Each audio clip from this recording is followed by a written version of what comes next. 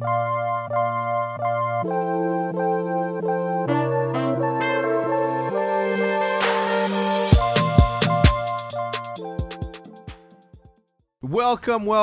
to episode number 79 of the Eavesdrop. I'm sorry. Of the award-winning Eavesdrop podcast, brought to you this week by ExpressVPN and BetterHelp. And I'll let you know a little bit more about them as the conversation progresses. Today we have OpTic Roger in the building. He didn't start out as OpTic Roger. He was TK Raj and then Elevate Raj or Elevate Raj? So Elevate, and then when I went full-time was TK Raj, and then left that. And then after a couple months when I started working at Infinite, and then eventually OpTic Raj. Yeah. Your loyalty got to me. You know what I mean? Yeah. I'm like, that dude little by deserves little. it. He needs to be there. I played my cards right. You did. You did. Anyway, thank you for joining me. I wanted to have this conversation because a lot of people know you. They just don't know your background, and I want to know your background because you didn't go to traditional film school or any of that, right? Not at all. No, I didn't even pick up a camera until I was already in college, like 2 years into college. Yeah. So yeah, I was 2 years into community college, and competing just wasn't working out. And what do you mean competing? So I competed for a long time in COD, like trying to make it through. So you played Call of Duty, and you were playing. So you were game battles. I was going to events. I was doing game battles, everything, and it never worked out. And are you good at Call of Duty? I was good at Call of Duty. Matt gives me shit about it now. Are you better than me? Yes, I'm better than you. Everybody says that because everybody is. No, that's not true. But that really wasn't working out, and I really liked editing and film. But how? How? What do you mean? People see art and they like it. Yeah. Right? They're like, oh, I love the drawing on there. I like the colors. I like the structure of the shapes. I like this, that, and the other. But they don't go home and start, grab a pencil, go by it, and start drawing. A lot of people just look at something that they like and they never pursue that one thing. And one of the secrets to life, if people don't know this, and I hate to get this deep into it right now, but it sparked my thing because it's a thing that I when you said that, I'm like, a lot of people see things that they like, that they enjoy, and they never say, hey, maybe I could do that for a living and be way happier than I am right now doing the shit that I don't like. Why don't I get involved in something like that? You know what I mean? Yeah. Like, I don't know how I got into editing. I don't know how. I mean, I guess it was like a thing that I had to do because of whatever. But like when I saw graffiti, I saw it and I'm like, oh, I want to do that. I didn't say I like that and then just let it be. So what do you mean you liked editing? So like I would edit like my own YouTube videos when I was like really younger, and I would like edit like sniper montages and like little things like that. And I watched Machinima Respawn all the way through. And one thing that I watched, in those, how old were you in 2010? 2010, I was 15. So at 15 years old. Yeah. So 2009, 2010, I was watching Machinima Respawn because that's actually how I like got into esports. So I started watching YouTube, and that's when I found like Hutch, Nanners, and Sark, and I just loved the trio there. But like everyone, all my friends always wanted to be Sark or Nanners or Hutch and like be like the on-camera talent. But I always thought it was really cool of what Hollywood was doing. Because he had his own YouTube channel. It's like, Hollywood, get out of the way. Yeah. So he had like a separate YouTube channel where he would upload these videos called Real Moments with Respawn. Yep. And not a lot of people would watch it, or at least near the beginning, it wasn't getting a whole lot of views. They were getting like 200,000. What you mean? Not in the early days, though. Okay. So, and listen, you're talking to a Machinima premiere director, okay? But like it wasn't getting the views that like the main channels were getting, like the hub shows and like the guy shooting the shit. And I always thought, wow, I would love to sit here and like film those videos and edit those because they were just so funny. And I was like, having talent like that to work with would be just so much fun. Yeah, exactly. And I know myself well enough that I'm not like the on camera like super. Like I'm not gonna like someone's not gonna point a camera at me and I'm just gonna turn it on and be that guy. That's just not me. And I was like, when I was rotating out of competing, I was like, well, what are like other areas in esports that I can still get involved? Like look at whether it's partnerships or managing or videography. And that was one that like really stuck out to me because I liked watching documentaries when I was younger. And I loved esports, but I never like connected the two until I was like, okay, well, what else can I do? And I was like, you know what? I just need to get a camera and just start making shit. And that's eventually what started my path. And when the first time, like when you thought about getting a camera, what was like behind? Because again, as I just mentioned, a lot of people see the things that they want to do and they just don't ever really pursue it. Whether you're stuck on trying to compete and follow that passion or not, like it's very easy to identify whether or not you belong where you think you belong. But then pivoting to what you want to do, I've talked about it millions of times. So when you get the camera, what in your head was like the first pieces of contents that you wanted to create? So I wanted to make documentaries. So while I was still competing, the first thing that I saw that I was like, wow, that's amazing. I could do that. Vision. Fuck no. It wasn't Vision. Legends. No, that actually came later on, was Legends. Or actually, technically, it was C9 Genesis. And then in the suggested videos off to the side, there was TSM Legends. I was like, what's that? And I clicked on that. And I want to say it was season 1 or season 2. So it was before Vision. And it kind of just blew me away. I was like, what is this? I never knew that this could be a thing. And back then, they were getting like 200,000-300,000 views. And I was like, I could do that. Yeah. And I always thought about buying a camera, but I didn't. Like, I was a college student at the time. I was working at GameStop. I just didn't have the money to go and do it. And then eventually, I just said, screw it. This is what I want to do with my life. And I maxed out a credit card, like full Casey Neistat, basically. And like maxed out a credit card. Were you watching Casey at that, like back then? No, I think that was before. I didn't know that that's what he did at the time. I was just like, I need this, and I'm going to do what I need to get it. Got it. So I maxed out a $2,000 credit card, which was not smart at all. But, I mean, eventually it paid off. And I had that. I bought the camera, started making my own videos. I actually was making kind of like what Jake Lucky does now and what Hitch was doing back in the day with OpTic Intel. I was making videos where I had like a green screen, and I would sit there and like report on the news. Yeah. And I did that, and I was doing it every other day for 5 months, and then Elevate eventually like saw it and was like, hey, we want you to do your show on our channel. And then that's when I joined Elevate, and I pitched them. I was like, hey, Anaheim's coming up. I want to go to the event. I lived in California, like 400 miles away. I'll drive down to the event. I'll shoot it. I'll cut it up. And that was like the first documentary that I did, and it got like pretty well received. And our team got second against OpTic in the grand finals. That was Black Ops 3. And those Team Elevate? Team Elevate, yeah. So, and then eventually they started being like, hey, we'll pay your flight, we'll pay your hotel. And then I think Orlando was the next event. And I did like a bunch of stuff over that summer, like freelance work with whether it be G Fuel or like shooting like music concerts and a bunch of other stuff. And then just started like learning my trade. Yeah. And did you seek out most of your education on YouTube? Yeah. Books? Completely self-taught. So I had like kind of a basic editing knowledge from editing my own YouTube videos that were dog shit. But I mean, I at least knew how to like maneuver around the programs and like do like simple cuts. And when I did my show, it was called The Kill Feed, where I would sit in front and like report on the news. I learned how to really edit efficiently, or at least at the time efficiently, and just kind of just self-taught myself. And then when I wanted to learn like a special effect or anything like that, I would just YouTube it. I never took like a professional class or master's class or no, none of that. I never had like a mentor.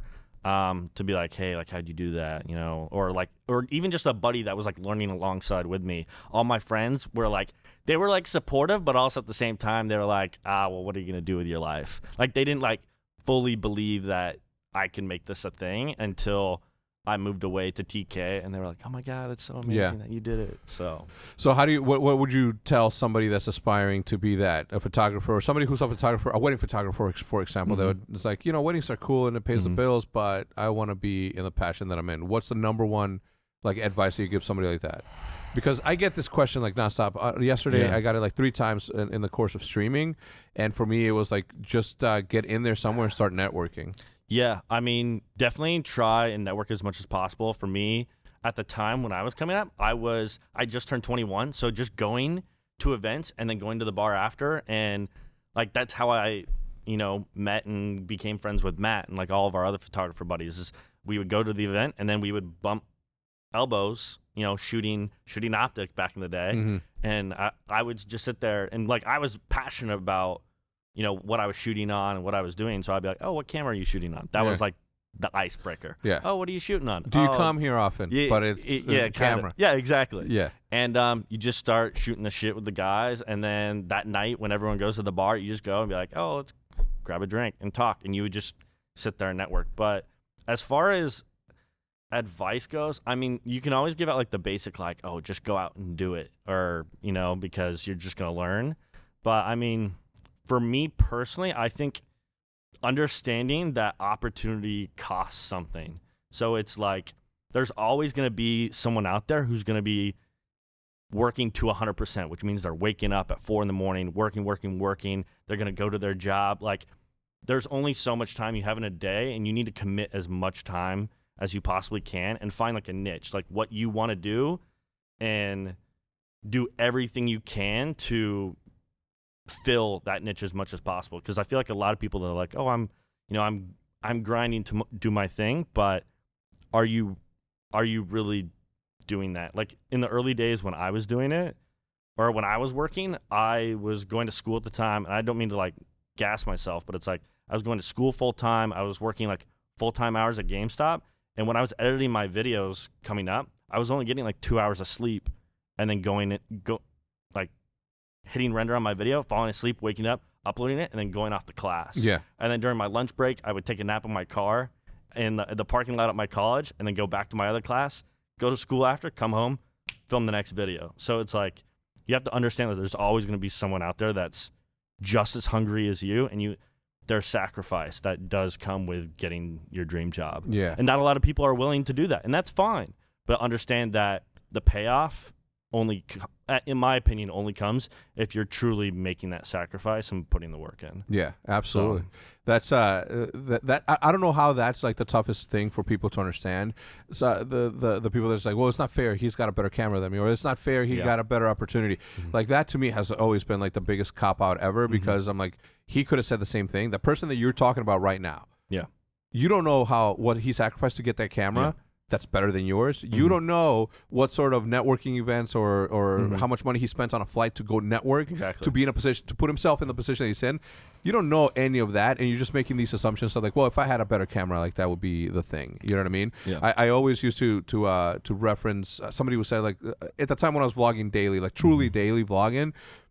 People would say, it's like, well, he's got a better camera, and they said a bunch of shit like this to Casey Neistat too. But then you had somebody like Tom Syndicate, who filmed all of his vlogs on his iPhone. You know what I mean, and still got the same sort of things. But they didn't see like all the hours that came before that on his craft to become who he is.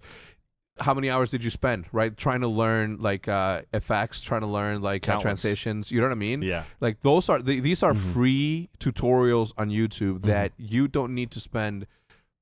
If you want to go to film school, by all means, please do. There is definitely a path that you can follow if you go to film school. Easier to get into Hollywood, easier to get into that. Because it's like 1 in a million, probably 1 in 10 million, probably 1 in 20 million that is going to be a Casey Neistat, which obviously had the traditional, they didn't have the traditional learning, but had the opportunity to work at HBO, work in this, that, and the other for you to do like what you're doing. Yeah. Tell me how you entered into esports. I mean, obviously you went to college and you were doing your own shows because of passion of Call of Duty. But how did you get and land your first job at Elevate? Yeah. So the show that I was doing, the Kill Feed, which was again the new show, I knew someone on the inside of Elevate, and I was like, hey, would you guys ever think about doing something like this for your show, and we could, you guys could add like a sponsor to it, and we could be making revenue that way.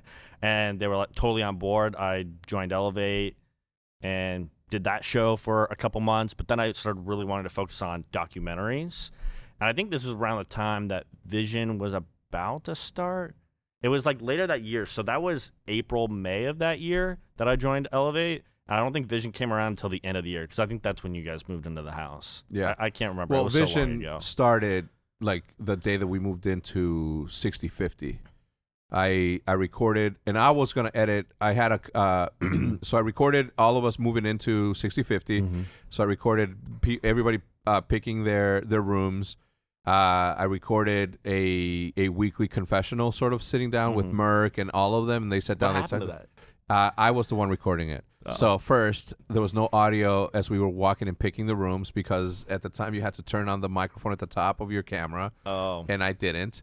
So like an hour's worth of footage was there. Second, when I did the confessionals and I sat Merc and Nate and Big Timer and Scump, I sat them down the first week to tell me how the first week went, et cetera, et cetera. I saved it in some Dropbox and then it disappeared for fucking ever. And I can find it. If I really put my heart and soul into it, I can find those things. I have a time machine. I don't know if you remember the Apple. You have like an X-Files thing, don't you? I do. I do. But I have a time machine and an Apple time machine. I don't know if you know what it is, but it's essentially a router with like a terabyte of memory in there. And it backs up your memory. I don't know. And if there's any Apple specialists that watch this, please reach out to Matt on Twitter at emattcraig.com or what the fuck this shit is, and tell them that you can figure this out for me because I remember I don't remember the Apple ID that it was under, so I can't get into it. And I can't take it to Apple and be like, "Hey, this is mine. I swear to God." You know what I mean? Because there's really no proof. Yeah, because no way. at the time I had a Yahoo email when I had my iTunes, like my first iTunes account, et cetera, et cetera, et cetera. Down the line, I have this thing where I have all of the original. I filmed every single 1v1 in that put us on the map. So I have a 1v1 between Kosdff. Shout out to my brother Michael. Kosdff versus VGI Dynamite. I don't know if you guys remember that guy or Six Sins. All right, shout out to Six Sins too. All the top notch, well, not all of them, just the big ones. So he 1v1 them on shipment, and at the time VGI Dynamite was one of the trick shotters that was going around, and Kosdff got on the car in the back left on the yellow car in the back left corner. And he did a 360 to end the. It was fucking disgusting. Yo, sick. Like, and then they were like, OpTic. Yeah, you know what I mean? Yeah. So I have all of this footage, and I think that's where that 6050 footage is from the X-Files. I have a lot of X-Files footage, 6050 footage in the X-Files. I just don't have those confessionals at the time. And anyway, so Vision started way back when, but very quickly I'm like, I'm not that guy, and I can't afford to pay. Like, we were just starting. I didn't know. I barely knew how to pay for that house. You know, I mean, knowing what I know now, like, fuck, man, it's so easy. Get a sponsor to pay for everything. Yeah, you know, that's your main investor doesn't necessarily have to be somebody that takes equity in your company. Instead, your main investor is always going to be someone like a sponsor that is going to, in exchange for your work, going to fund your company. You know what I mean? Like for the Hex quarters, like I self-funded that, but if I went out and sold the Turtle Beach Hex quarters, Turtle Beach would pay the rent for this thing, and like you know what I mean? I would build. Well, that's how it was with like the CS team, like picking up Turtle Beach. Wasn't that like a thing that bringing Turtle Beach on like paid for the CS roster? Yes, yeah. So we went with we were with Astro Gaming. Shout out to them. Not too big of a shout out. So shout out Turtle Beach. You know what I'm saying? But you know, Astro was like our first sponsor, but at the time, you know, they didn't really pay that much. And when Turtle Beach came to the table, and I started out Turtle Beach, right? Like I have my first Turtle Beaches right there. Like that was my first gaming headset.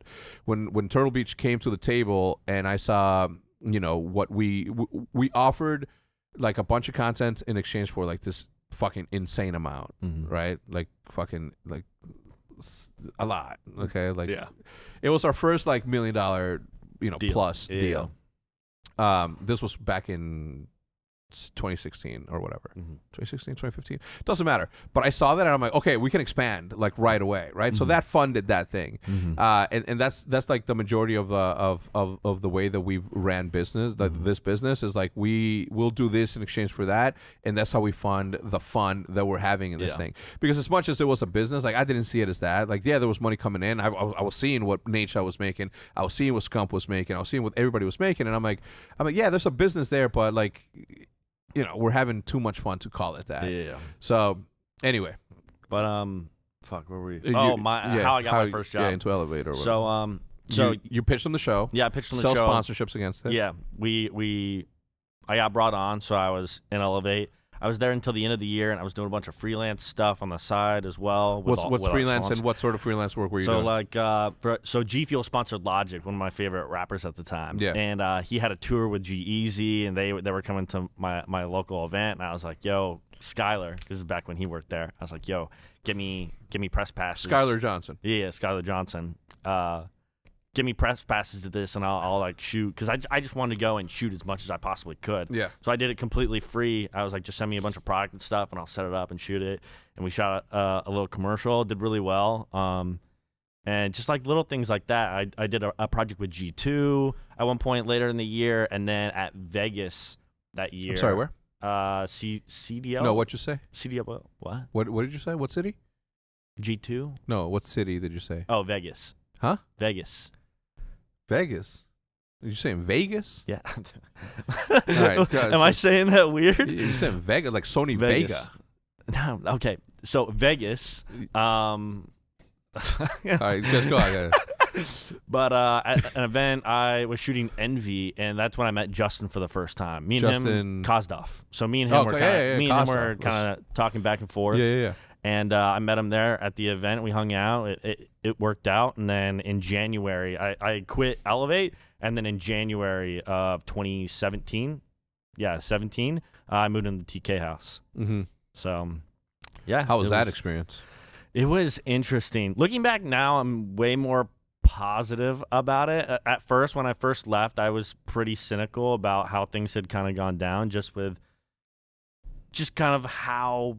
I don't want to dive too deep into it because it really doesn't matter anymore. Yeah. But shout out Justin. He really did give me like my first full-time job, and he gave me a platform. Like when I joined the house, I had like 1,000, 1,500 followers, and then when I left the house, I had like 24,000.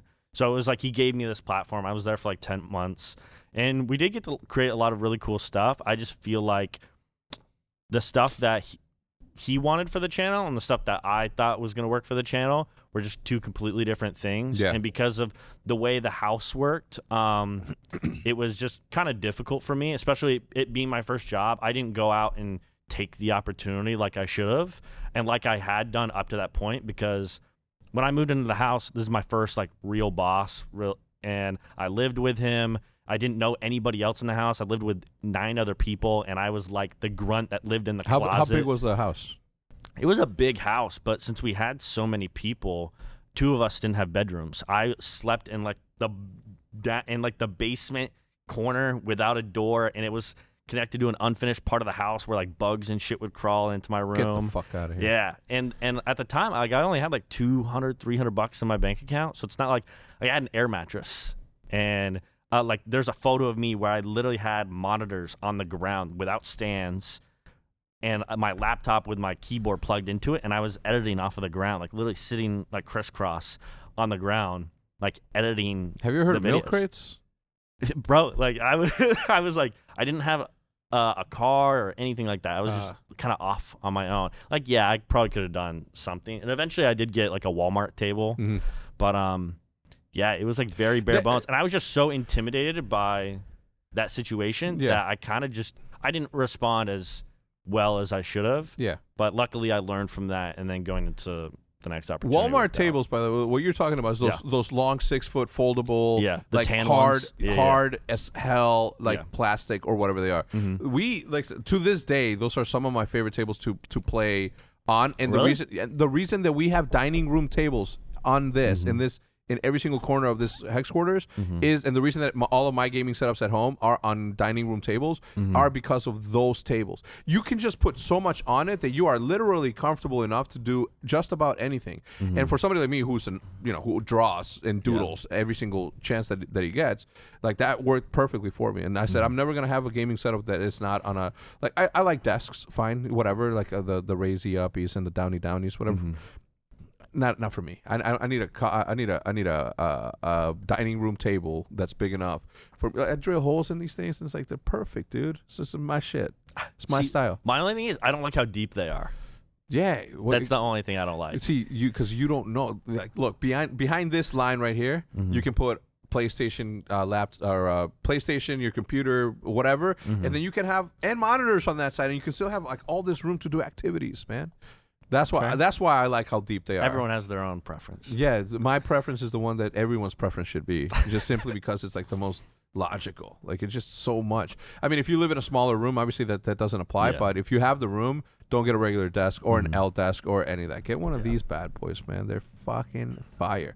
Anyway, there was no point in during those TK days that you were like, yo, Kosdff, give me a fucking table, my dude. But see, the thing is, I was too intimidated, and that's where I fucked up. Like I should have been way more vocal about how I wanted to do things and what I needed and what I wanted to do for content. And I kind of just kind of crumbled under the pressure, and it didn't really work out. And it got to a point where I was really unhappy, and I got along with all the guys, like me, like Sharp and Gone and Chaos and Crispy. Like we would hang out in the basement, so I like got along with the guys. I never really like clicked there, and I recognized that, and I was getting unhappy. And at this point, I had talked to, or I had like a dinner meeting with like you and Hitch and at World of Beer at Champs, like way back. Champs, World of Beer. It was right after you guys announced. You probably don't even remember this. So you guys had just announced the investment from Infinite, and it was the CDL or the Champs last chance qualifier for TK, and you guys were there. And Hitch invited me to come hang out with you guys. Champs, and I'm like, Champs in fucking Ohio? Yeah. Okay, now I get it. All right, go on. Hitch had invited me to come and hang out and eat with you guys, and I remember you and Jay and like a bunch of pro players were there, and we were just sitting there kind of talking. You guys were kind of picking my brain about content, what I thought. And you probably don't remember any of this. I was picking your brain? Yeah, you probably don't remember pick anybody's brain. Any of this. But it's probably Hitch. I mean, it was mostly Hitch. Hitch was a big fan. Yeah. He was always like, dude, we need Roger. Well, he tried picking me up before even I went to TK. But you were like, nah, like that's not happening. Say, we're not paying no more, man. Like, we unfortunately we have a business to run. You know what I mean? But he was always like showing me like he's like, look at this fucking walkout, and everything was a slow motion. I'm just like, meh. But now I okay, I see how it is. The thing is like now I understand. At the time, dude, I fucking didn't turn on my microphone. You know what I mean? Up until that point, all I was editing was like fucking, do you know your best friend sort of shit. You know what I mean? So now I get the now I get it. Now I get it. Right? But I was like, man. But yeah, he was always like a big supporter of the work that you were doing. No, and he out of like, I feel like I was like the only one that he really got along with in like the videographer community. Well, probably because you were the only one that wasn't fucking hating on the fact that my man got got two of these. You know what I mean? That's what happens when you're an OpTic, baby. You win. One day. No, yeah, next year. Next year, I guarantee you win this. Yeah, we'll see. We'll see. Listen, man, I'm a competitor. But yeah, so I had kind of knew that there was an opportunity with me in OpTic in the future, but I really just didn't want to stay at TK because I didn't want to waste Justin's time and money. I would rather leave and have him go grab someone else to do this stuff. So I remember I like sat him down at the dining room table in the house. I was like, hey man, like I gotta get out of here. I'm gonna move to LA and go work for my friend Betty at her startup production company she was doing. And I moved out of the TK house to go sleep on my friend's couch for like an upgrade 4 months. Yeah, exactly. An upgrade from the TK house. There's no bugs. It's in the middle of the living room. There's a TV Bro, there. I remember I would sleep on that couch and they had this dog Sona, and I would wake up every single morning to that dog coming over and licking my face. Yeah, he's trying to piss, man. Yeah, and I would just his owner, one of their other roommates, Wade, would open like their back sliding classroom door, and I would sit there and freeze my ass off every single morning. In LA? Yeah. Oh, it is cold. Yeah, in LA I mean we were in Huntington, so it was like close to the beach, so you would get like the breeze. Yeah, exactly. And I would freeze my ass off, and I would just sit there and be like, motherfucker, I'm fucking sitting here sleeping on a couch.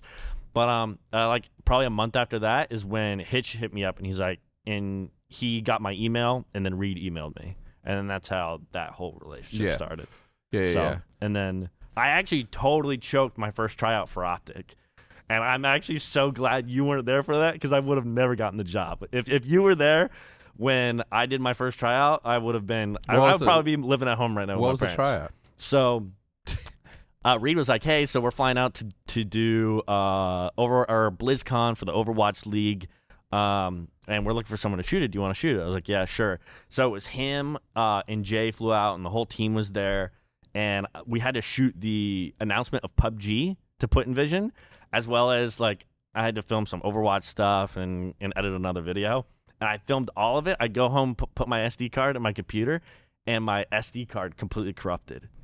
And I remember. I was like, holy shit! Like I totally got cucked out of this job because my shitty camera corrupted all my files. And I didn't have any money at the time, so I bought like $100 worth of like recovery software, and I was just like, I need to get this footage back.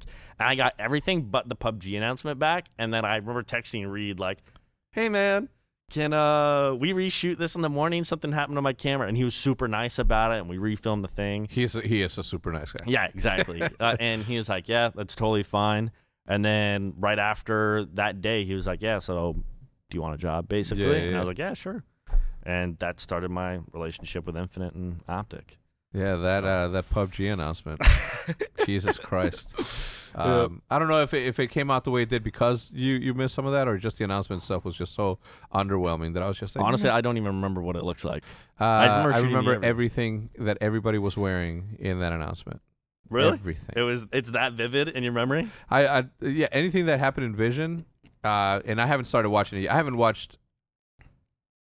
I've only watched Vision when it went live. After that, I never went back and watched a full episode of Vision. I'm going to. Recently, I'm going to, just so I can, relive and know where I'm going again. You know what I mean? Did you ever watch my Visions?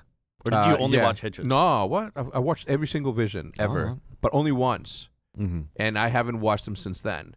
Like, the other day when I put episode 1, season 1 of Vision, and I was like, it's only 10 minutes long. I was surprised. Yeah. That's how detached from that show I was, because as much as I like to hear myself talk, I don't like to see myself talk. You know what I mean? Or hear myself talk. It's just it's bullshit. What's it called? Bravado? Yeah, it's Bravado, right? Bravado? Anyway, neither here or there. Anyway, I have to go back and watch them because of, to sort of relive and rethink everything. Neither here or there. So you messed up the PUBG announcement. Yeah, it totally got shocked. Yeah. Shout out to that PUBG team, though, man. You know what I mean? Like all those dudes. Valier, fucking. I was just texting Hypoc this morning. Hypoc and 17. That was my team. Yeah, good team. Yeah, good team, good people. Anyway, so you leave then. You join us. Yep. Did you expect the unexpected? No, like I didn't really know anything was bad until, I joined in end of October, and I didn't know anything was bad until January. Because by this time, you and Hitch had flown out a couple times to see the LCS team and the Overwatch team. Fallen out? What do you mean? No, you guys had flown out. Oh, flown out. To go to like the first weekend of LCS and stuff like that. I remember asking Hitch, we were in the player room at Riot, and he just looked stressed for some reason. I don't know why. Or I didn't know why at the time. And I was sitting there, and I was friendly with Hitch, but I wouldn't say we were friends at that point. And I was like, "What's up, man? You look bummed." And he just went pfft, and kind of just like leaned back against the wall. And I was like, "No, like, what's up?" And he's like, "Don't worry about it." He was like not trying to stress me out. Yeah. And it's either he was not trying to stress you out, or the reality, which is we just don't talk outside this family, man. Yeah. You know what I mean? Oh, true. Yeah. And you weren't, but now you are. Yeah. Anyway, so go on. But he's just like, yeah, just got a lot of stuff on my brain. I was like, oh, okay, whatever, man.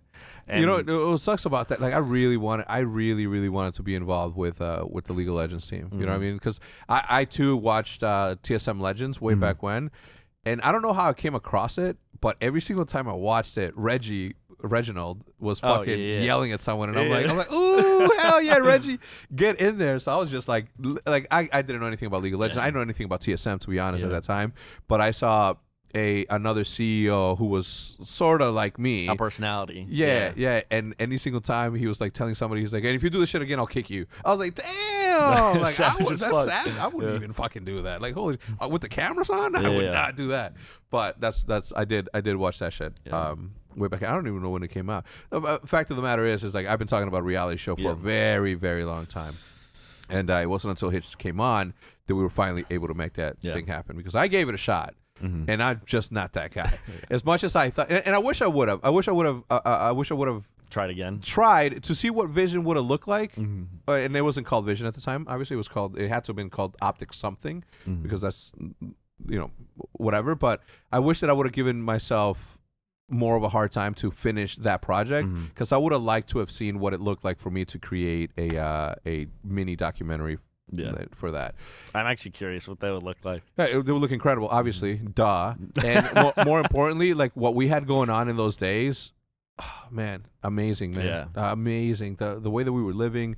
Not only that, but like a documentary based around like Seth leaving the house after the huge fight with him and Nate and all that. Like seeing that unfold on a series would have been insane to see. Yeah. And then when we shot Vision, when you shot Vision, like seeing that in comparison to what it took to shoot the campaign that we did for that, I'm like, man, that's 19 people, like, to do one show for YouTube, nonetheless. Like it was pretty eye opening to see like what it is. So I don't know. It was. I think there's a happy medium there though. Like I don't think 19 people. That's it wasn't. It was like 10, 11 or whatever. That's still 8 too many in my opinion, because it, in my opinion. They had an audio guy. We don't have fucking audio. We have a microphone. Talking to the microphone. Tell the story. Got Matt. We got Matty. Well, for Vision, I'm talking about. So I don't know. It was good. I liked every single. You shot Hitch's retirement from Vision. Obviously, him sitting on the chair. I have that footage, but I have the side footage of my iPhone. I love that photo of me sitting there, like holding the camera, and he's sitting on the chair. Yeah, that's how I know that what I shot would have been that, because I find those angles, dude. You know what I'm saying? I sometimes overdo it. And sometimes it's always funny watching you try to get the angles, because whenever we would go to an event, like the guys would be sitting there all sad, and you'll just see Hecz off to the side being like, No, I wouldn't be like that. I'd be like literally like. Well, you're like trying to be like secret about it to get like the candid shot, so you'll be like. Yeah. One of the things that I told Maddie from the beginning, one of the things that I told Natso every single time I worked with him, I'm like, I don't want you to take pictures of us while we're posing. Candid, fucking in the moment. Those are always going to be the best pictures, period, end of story. Because when you pose for something, there is this sort of understanding from the camera to the cameraman to the people being taken, the subject in the picture, that we're capturing a moment. When you're capturing a moment that nobody knows you're capturing, there is a communication that happens, an understanding that happens when you're like, they were having a good time, or they were talking about something serious, or they were in the middle of fucking telling a joke. That you don't get that idea or image when you pose for something. And that to me is like what makes my style of photography, if you want to call what I don't do photography, but if the shots that I take, I want to capture the actual moment without doing that, which is why I thought that not last champs, but champs Crossroads was shot well, because I knew that Hitch didn't want to shoot that, and I knew that Aaron didn't want to, and Aaron was the one that was like a little bit more nervous, because he hadn't been shooting, or he had, but not like that. And he had a camera in front of these dudes in the toughest fucking moments. And that is like what was powerful about that one episode. You know what I mean? Like the fact that everybody didn't want to be on camera, but everybody knew that we had to do it because it's what we're here for. Which is, something you do. And let me give a quick shout out to the sponsors before we proceed. This week's sponsor is BetterHelp. That's HELP. Is there something interfering with your happiness, or is it preventing you from achieving your goals? Okay. For example, me, right? I am going 1,000 miles an hour the second that I wake up, and the couple call it 10 to 20 minutes before I go to sleep. BetterHelp is a sponsor of this podcast, as you guys know. It's not a crisis line. It's not a self-help. It's professional counseling done securely online.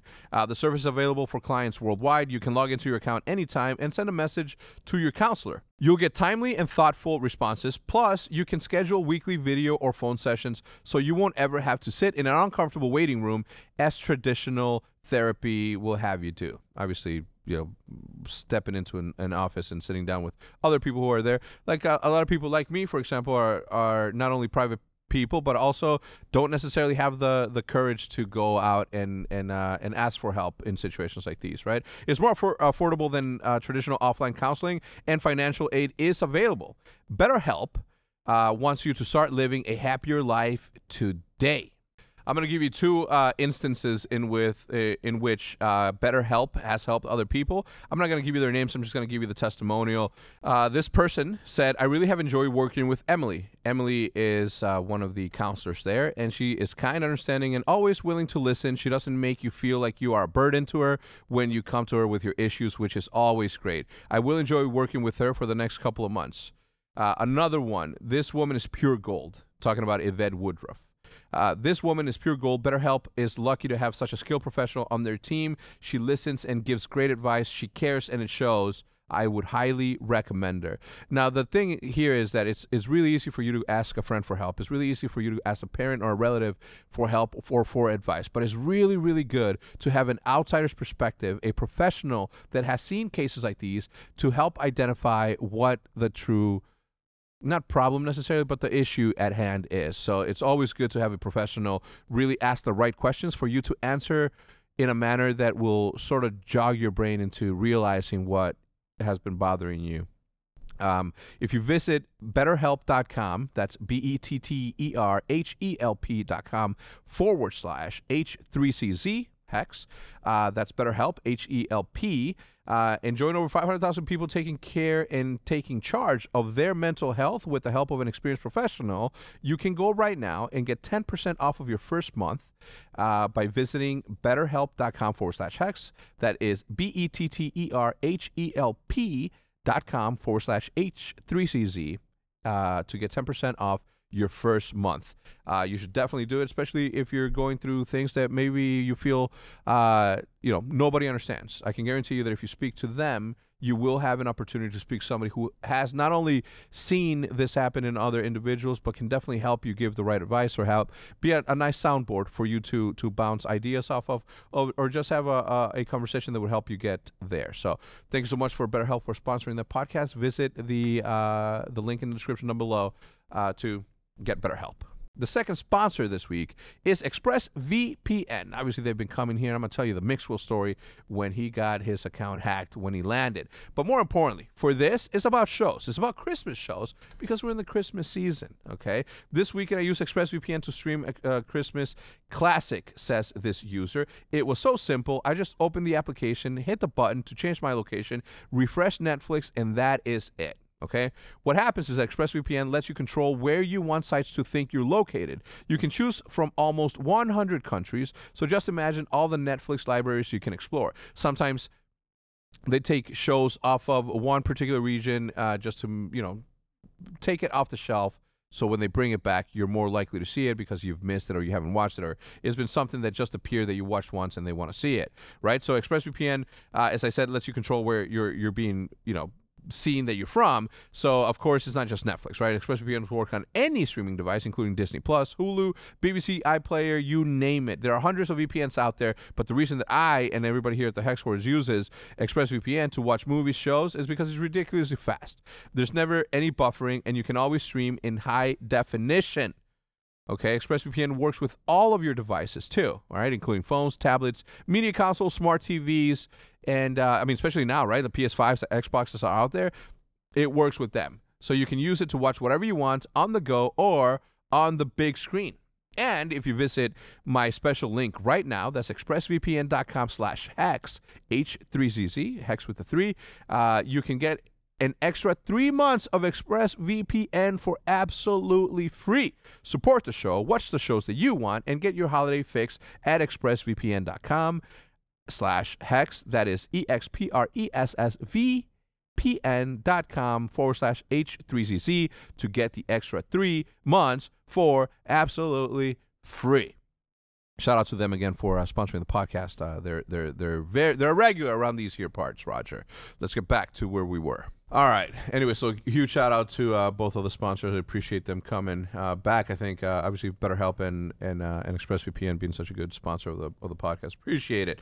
All right. So let's fast forward a bit to where we are at today. Right? You leave OpTic essentially during the sale. Was it during the sale?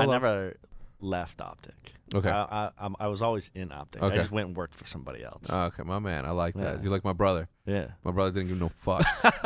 He was like, I'm not fucking leaving. I'm not fucking going anyway. So how did that go? Obviously, like you were here for that entire transition, right? Yeah. So that was really awkward for me because when the transition went down, it got to a point where actually even like a month before that, everyone just stopped doing content. And so a lot of us at the Infinite office, it was a really hard time for us, for myself, for Joe Lane, for Antoinette, a bunch of people that were there, because all of our jobs, like we were still going into work and had to think about what was going to happen, but we couldn't do our jobs. So it was like we go into the office and everyone would just stress and like trying to figure out ways to do things. And like a lot of the deliverables, like we're put in a really awkward spot because the creators didn't want to do the videos because of what was going on. The management was like trying to force the staff to get things done. And it was this like really awkward tug of war. And then when the sale went through over to IGC, that's when it like literally everything stopped. And it was like 2 months of us just kind of sitting around waiting to see what was going to happen. And that really stressed me out. Because it's like I need stuff to be working on. Like my anxiety just goes crazy if I'm just sitting here doing nothing all day, and it was kind of just like waiting for you to figure out what you were gonna do. And you were like, "I got you." I'm like, "I know you got me, but come on, like what are we actually doing?" Because like at that time, I couldn't believe you were rushing me, man. This was a tough moment in my life. I get kidding. I get that, but you were also coming into the office and going like, "Why am I doing this?" Yeah. Why don't I just go sit on the beach and do graffiti and just do what I currently love doing? Why am I doing this again? I ask myself that all the time. And I'm, yeah, you know, exactly. you want to know the answer? Yeah. The answer is that I can't. I can't go out and go do graffiti or draw all day. Yeah. I can't. I love this shit, man. Yeah. It's my thing. You know what I mean? But you come in and say that and then leave, and then it's like me, Matt, and Hitch sitting here like, well, we don't know where. Yeah, shit's gonna go. Well, I mean, it worked out. It all worked out. It all worked out. Yeah. So the thing is this is like I've always been 85% good at everything that I do. If I put my mind to it, I can do like basketball, baseball, football. Like through high school, like I was never better than any of my friends that are my close friends, but I was good enough to compete at that level. I just wasn't the standout because I didn't want to focus just on one thing and only concentrate. Wanted to do the whole what I do now, I think I'm closer to like the 95, 97 percentile of this particular position that I play now. And this is the only thing that I've ever been this good at. And I know because I know that I try harder on this thing, on creating what we're creating. I try hard on that than being a good artist or being a good, you know, obviously now athlete, right? But at the time, like I know that this is the only time that I've ever tried this hard at something to be good at it. Where before anything else that I've tried to just sort of came easy to me, and I was above average on things. So that's why. So I knew that my path didn't include me going to the West Coast. I know that my path didn't include me sort of working with someone else on something that I know how to do. You know what I mean? And you know, to their credit, obviously they're an outstanding group of business people over there, and they do know their shit in esports. So whatever, you know, it worked out in the end. Yeah. So you went to 100 Thieves. You had a short stint there with my little brother. Yeah. So once I made the commitment to leave here and move back to LA, when I moved, I actually hadn't made my decision yet. Like I knew that I wasn't going to stay here, but I had 3 opportunities out there that I was still kind of like weighing, because when I was actually, the whole process of me moving was a mission, because we were working on the Last Champs episodes, which were episodes around Seth, Damon, and Ian, around like they were basically like mini docs leading up to COD Champs. And I had all of them edited, and then I started driving. I got halfway, I got all the way to El Paso, Texas, and I'm getting emails. Shout out El Paso. Yeah, and I got emails from Josh at Zero or OMD saying like, "Hey, we need these changes. This video's going out today." Yeah. And we need these changes done. So I had to unpack my computer in a Starbucks, not my laptop, my like desktop computer, into a Starbucks, and with a monitor and everything. And I had to sit there and blur logos and then render out the video and then send it back just so we could post it that day. It was actually like a mission to get done. And at this point, I'm like 9 hours into my drive back to California. I did that, packed my car back up, and then kept driving, and then got to California. And then we shot the Last Champs, or Crossroads 2. At Champs. At Champs. And that was my last project here. But yeah, then I went to 100 Thieves. That was an amazing experience. It's honestly exactly what I wanted out of it. You know, obviously, it would have been nice if things worked out in the end, but I knew when I left that there was a good chance that I was going to want to come back here. But I needed something different for a while. The 2 years that I spent at OpTic and Infinite were some of the most challenging times, and which was great, but it was also, there was a lot of toxicity there, and I knew with the creators and the current vibe that was here, I just needed to get away for a while. It was a break that was definitely worth it, and I got to finally have a group of people that I worked with, because at that point, I kind of explained this on the Duo podcast, but you know, when I was at Elevate, it was just me. When I was at TK, it was just me. When I was with my friends helping her with our production team, it was still basically just me. When I came to Infinite OpTic, I was off on my own like that entire time. Like, yeah, we had people to help, but I never had someone that was way smarter than me in the production world to kind of bounce off of and learn from. And I knew that if I went to 100 Thieves, there was going to be a team of 10, 15 people that were just as hungry as me in what I do. So I was like, I need to go there and just be in that for a while. And it was amazing. Like working with those guys, they dropped me into a WeWork office. Logan was sitting to my left. Gabe was to my right. The executive producer was behind me. Jeremy Dempey was behind me to the left, and he's like one of the most talented DPs I've ever met. I had Sesso, one of the best graphic designers in the space, sitting to my right. And then I had Andrew and Mark, who made 0 to 100, also in this box. So I instantly got dropped into a room just filled with talent. Yeah. And it was fun. Yeah. And obviously I was talented in my own way, but you know, I just got to sit there and just soak as much information as possible for the year I was there, which was awesome. And I got to work on a lot of cool projects too. So what do we need here? What do you mean? What do we need here? What's missing? What is missing? I think the biggest thing that we're missing right now is just another set of hands, or 2 sets of hands. Like, as much as like I do grill you about like, oh, we should go get this equipment, we need this.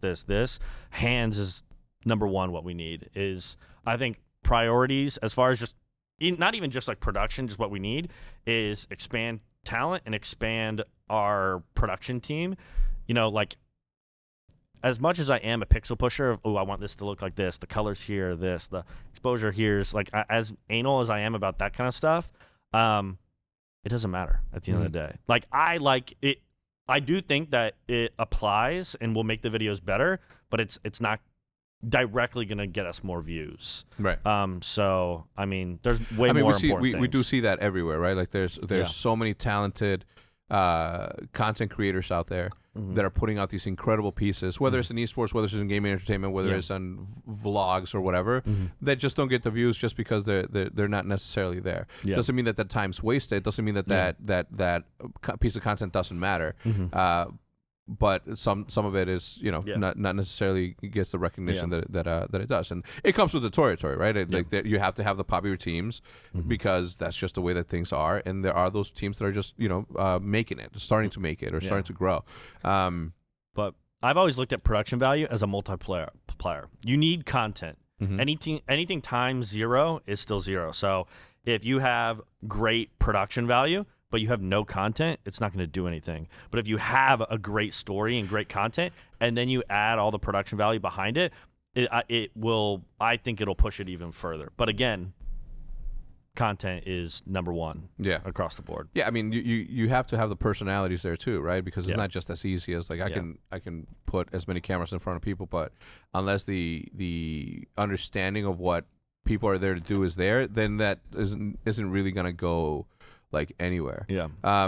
Do you think that there is obviously esports as the basis of it is competition and doing that? Obviously they're giving awards to videographer of the year, which is subjective as fuck. Obviously it's a piece of art. You know, no one's better. How competitive is it in esports for camera people and editors and that? Like, are you in competition with your peers? I'd say after working at a couple different places, I know how people talk about other people's content. Yeah. So as much as I would like to say no, yes, 100%. It's kind of cutthroat at times. Like there's a lot of one thing I actually really hate about the videography scene currently is there's a lot of behind the back talking. It's, you know, if someone wins an award, you know, whether it be Hitch or Logan winning the award, I might not agree with who won, but I'm not going to attack that person. I'm not going to shit on that person because of it. And that's a respect that I've always had with Hitch and why me and him have always gotten along. And I have the same respect for Logan. I mean, like, no smoke to Logan, because he is one of the most talented, most nicest, genuine people I've ever met, and he's wicked talented at editing. If there was an award for editing, give it to him. Him and Ryan at 100 Thieves are actually insane at how good they are. But when it comes to videography of the year, there's so many talented people in the space. And do you think they should be split then between editing and videographer?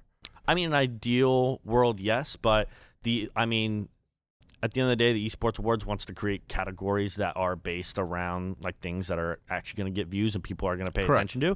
And them doing Editor of the Year isn't really a sexy category. I would like to see a completely separate company maybe create like the, you know, Academy Awards where they do lighting and all DP and like or cinematographer and director and editor. I would love to see something like that happen because I think that makes way more sense. But I mean, it you know, it is what it is. We're not there yet. Esports isn't there yet. And it's a view driven business, right? Exactly. And it always will be that for the foreseeable future, which is why I always and I know people get tired of hearing this. I mean, some people get tired of hearing this, but until we see an actual change, I'm not going to stop talking about it, right? Like teams need to be creating content, and sometimes they just don't. And I understand, like, I don't ever get into people's business, especially in people's business, right? Not just like what's happening between these two dudes. What's the drama? That's none of my business. But when there's an actual business that makes money and people are supposed to turn a profit on that, I definitely don't get involved in something like that. And if I do, it's literally to give advice. You know what I mean? Literally to just, you know, drop gems here and there and say, this is why you should be doing this in this specific way, instead of like saying, well, they suck. Right? Like I'm very competitive. I will talk like shit, but I won't talk shit in a manner that would degrade or make something happen. I have internally in here all day long, and I can't help it. It's just my brain going off on its own, saying this, being unhappy with the way things are. You know what I mean? Like or not. Jude mentioned this past week. She's like, the problem with you is that your imagination won't ever allow you to be happy with what's in front of you because you're going to find something wrong with something that's there. Whether a spoon's bent or whether the steak that I was making, one single strip got too charred on one. Like, I am not going to be happy with it. And it's not my fault, right? Like, I can't get blamed for my brain fucking thinking. When people make jokes and I take the jokes to the end of where it's supposed to go to where it's like way too far, that's not my fucking fault. It's my brain just going there. I can't stop it, man. I just can't. So I'm very bad at funerals. You know what I mean? I just, that's not my thing. My brother, even worse, man, because he actually says the things that come to his mind. Where me, I'm a little bit more reserved in doing that. What are you looking forward to this now that we're starting on this journey? We got OpTic back. Obviously, you were invited to join OpTic at the library in downtown Fort Worth. Which, by the way, why'd you have to do it when I was blasted? Because I was blasted out of my mind, and then I think it was it you? Or I think it was Hitch came over and grabbed me. He's like, "Yo, I need you for a second." I was talking to Amanda the Jedi at the time. Shout out Amanda the Jedi, man. She's killing it right now. She's doing so good. I'm so happy for her. Same. She was sitting right here at one point when we wanted to hire her, and then like, everything happens for a reason. You know, and at the time we didn't have that much to record here for Huntsman, so we're like, we can't, you know, we can't. She can't just be sitting here. Obviously, we have a business to run, unfortunately. Although we're fortunate enough to run a business in this space because it's a blessing to do that. It's unfortunate because of the amount of fun that we have that sometimes we have to sort of, you know, do that. But we let her go. and then all of a sudden she fell into her passion. Yeah, right. It worked out. And wow. Yeah, like she's a really good speaker, and it fit well to like her. And she's really knowledgeable about the film space, and she has really good opinions that other people don't think about. And the way she cuts it up is like super ingestible, and she's hitting all like the hot trends that are coming out. She's so good. She's doing it so well. In the right space, and like she's falling into that character. Like obviously she's not a different person on camera than she is in real life, but there is that level of dial that you move to where you emphasize on your personality a little bit more. Like me talking shit about myself and how my hair and all this shit, like that's just me dialing it up a little bit more just to make it a little bit more entertaining. You know what I mean? Like her falling into her character on camera is like amazing. So shout out to her. Shout out to Amanda the Jedi. All right, so anyway, you're blasted out of your mind. I'm drunk out of my mind. Yeah. Everyone's drunk. One of Scump's friends from home, like literally just pissed on the bar or something. Like it got out of control. It was out of control. Yeah, it was fun. But Hitch came over, grabbed me, and then like I get put in the circle, and you just go, "Welcome to OpTic." And I'm like looking around at these guys. I'm like, why the fuck is everyone staring at me? Because I thought you were like, I didn't know you were talking to me at first, and you're like, "Welcome to OpTic." And I got a little emotional. I got a little teary because I was fucking blasted. I was like, I'm out of here. I'm not sticking around for this mushy part. But yeah, you came over, hugged me, and then I fucking was hugging everybody else. And I remember going back to Amanda, and I was like, I want to say no. Yeah. I don't know. Looking back on it, I can't remember exactly why. Oh, my whole thing was like it didn't make sense for OpTic to bring me in because it's like I wasn't going to be like a personality or a creator or anything like that. I didn't add value to the brand by being in it, but culturally I understand why I was getting brought in, and for some reason I was just fighting that. It was probably because I was pretty blasted at the time. And I remember coming over to you and being like, I'm not trying to shit on the mood, and you're like, don't shit on the mood. I was like, okay, fuck out of my space, man. I'm having a good time. Yeah. And then I walked away and I was like, okay, I'm in OpTic now. And then we had a good time and drank a lot more. So it was a good night. We did it right. What are we doing for the rest of what are we doing in the future? What's up? I mean, right now it's trying to get on top of our normal programming that we have. I think we're getting to a good pace now. We have enough ideas, but eventually start building out the storylines and the documentary and what that's going to look like. So, I mean, we'll see what that turns into. There's a bunch of ideas being thrown around, and I know exactly how I want it to look. It's just now we need to go execute that. And where we're currently sitting, it's really difficult to execute on it. So, I mean, we'll see as time goes. I'll tell you what, the last couple of weeks where we've been shooting content has been the most fun I've had shooting content because I'm not the one coming up with the topics, which is something that I've done for a very long time. And for me to show up and be on camera, that's like the fun part for me. Because before, I got to tell you, shooting Smooth Competition, as incredible as that series was, like it took a toll, man. Like I every Thursday I would have to call Funhouse whatever and say, hey, what sort of inflatable things do you have in the back? Like, well, we got a bull riding thing. Oh yeah, that works. It's like we have the Eliminator. Oh, what's that? It's like it's a thing, the spins are, but you know, having to coordinate that by myself and then having to be there when the dudes are coming in to put the shit up, when and then gathering everybody, gathering the CS:GO guys to come for an hour, and then gathering like everybody, Krim, Seth, everybody. It's was a mission. Like, Jesus Christ, wrangling people is the toughest thing here, because at first they're like, oh man, I don't want to, but once they're in the middle of the competition, like everything goes away and they're just enjoying themselves, which is what I like about content.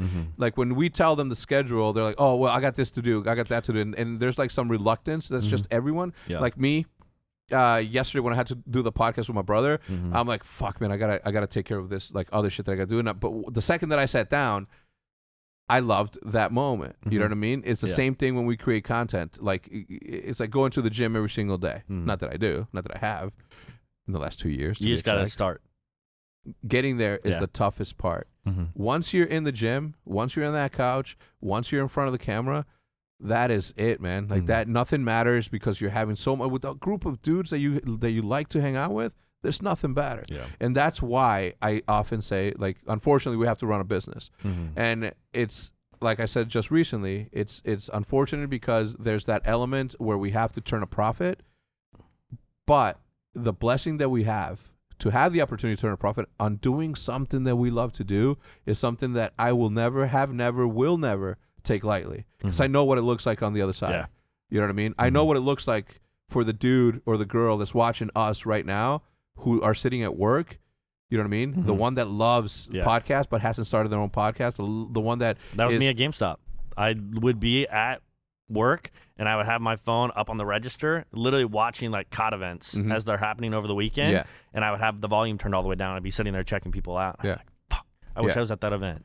Yeah, the people that are looking at dogs all day long, the people that are on Instagram looking at fashion, like all they have to do is just when they go home, make a T-shirt, make a design, just start, just little by little, just get out of that thing, and by doing so, you're also helping all those other people have things to watch and do. I've always said it, and I'll say it again in this podcast. The reason that I always wanted to do a podcast was because of the Lost podcast, the Lost show, the show The Lost podcast that I would listen to while I was fucking turning mortgages over there every Thursday. Yeah, I would listen to it, and it would give me such freedom from the monotony that was me having to type and do data entry and all that shit, that I said, I didn't think about it at the time. I was like a lot of people that are watching this podcast. I didn't think about it at the time that I wanted to do a podcast because of the freedom that it did. But the second that I stepped into the space and I thought of entertainment, I'm like, I'm gonna have a podcast because for at least 1 hour a week, I'm gonna give somebody an escape. I'm gonna give somebody the ability to entertain themselves as they're taking that hour drive to work, et cetera, man. Yeah. That's an honor that I'll never ever be too careless with. Like, I know it's an honor to take 10 minutes from somebody's morning to watch my vlog. Same thing here. It's an hour. So anyway, we got some shit coming up. It's going to be dope. We're in competition, Roger. You know what we're in competition with? Ourselves. All the shit that I did in the past doesn't fucking matter. Yeah. You know what I mean? Yep. Doesn't matter. No, I mean, I'm really excited with what we got going on. Like, I have a vivid vision of what we need to do. It just comes down to executing it now. Yeah. So, and we'll get there.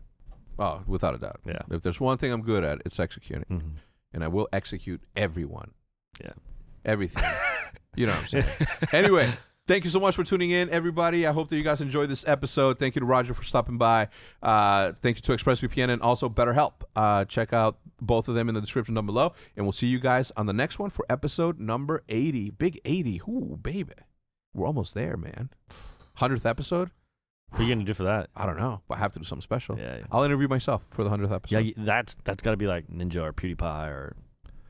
Ninja would be cool. Like I'd have to go. I have to talk to Jess first, obviously. Yeah. Anyway, thank you so much, guys. We'll see you next time. Bye.